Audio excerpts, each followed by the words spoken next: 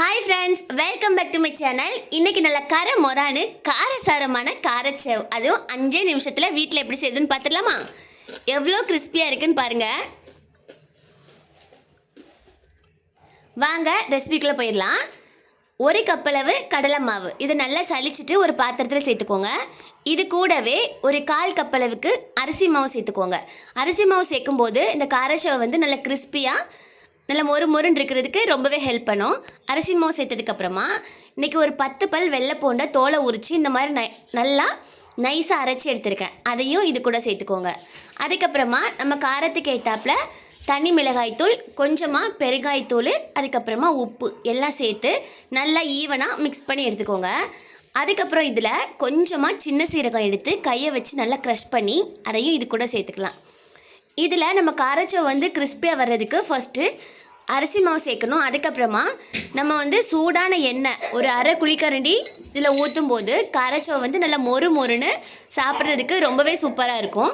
நம்ம எந்த அச்சில் காரச்சேவ் செய்ய போகிறோமோ அதில் வந்து கொஞ்சமாக இந்த மாதிரி ஆயில் அப்ளை பண்ணிக்கோங்க. அப்போ வந்து மாவு பிழியும் போது ஹார்டாக இல்லாமல் ரொம்பவே ஸ்மூத்தாக நம்ம பிழிஞ்சு எடுத்துடலாம்.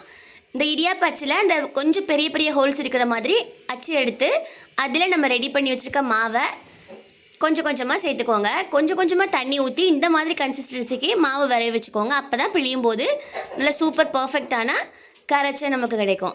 அதுக்கப்புறமா எண்ணெய் சூடாயிடுச்சான்னு பார்க்குறதுக்கு அந்த சூடான எண்ணெயில் நம்ம ரெடி பண்ணி வச்சுருக்க காரச்சேவ் அந்த மாவு இருக்குல்ல, அதை கொஞ்சமாக எடுத்து எண்ணெயில் போட்டு பார்த்தோம்னா அது சூப்பராக மேலே எலும்பி வந்துருச்சுன்னா எண்ணெய் கரெக்டான பதத்தில் இருக்குதுன்னு அர்த்தம். அவ்வளோதாங்க, நம்ம ரெடி பண்ணி வச்சுருக்க மிக்ஸை அழகாக இந்த மாதிரி பிழிஞ்சு எடுத்துக்கலாம்.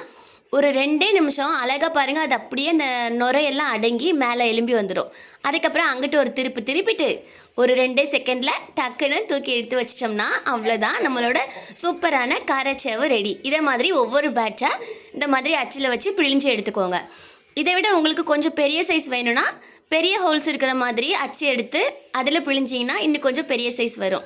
அது மாதிரி சீரகத்துக்கு பதிலாக கொஞ்சமாக மிளகு சேர்த்து நம்ம செய்யும்போது மிளகு காரச்சேவு அதுவுமே ரொம்ப சூப்பராக இருக்கும்.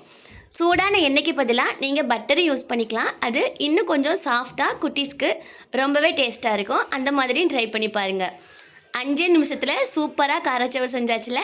வீட்டில் நம்ம குட்டீஸ்க்கு ஸ்நாக்ஸ் செஞ்சு கொடுக்கும்போது அதோட சாட்டிஸ்ஃபேக்ஷன் லெவலே வேறு தான் இல்லை. சூப்பராக கிறிஸ்பியாக டேஸ்ட்டாக இருக்கும். கண்டிப்பாக ட்ரை பண்ணி பாருங்கள். வீடியோ பிடிச்சிருந்துச்சுன்னா லைக் அண்ட் ஷேர் பண்ணுங்கள். நான் போடுற வீடியோஸ் உங்களுக்கு யூஸ்ஃபுல்லாக இருக்குன்னு நினச்சிங்கன்னா மறக்காமல் நம்ம சேனலை சப்ஸ்கிரைப் பண்ணிக்கோங்க. தேங்க்ஸ் ஃபார் வாட்சிங். வேறு ஒரு வீடியோவில் பார்க்கலாம்.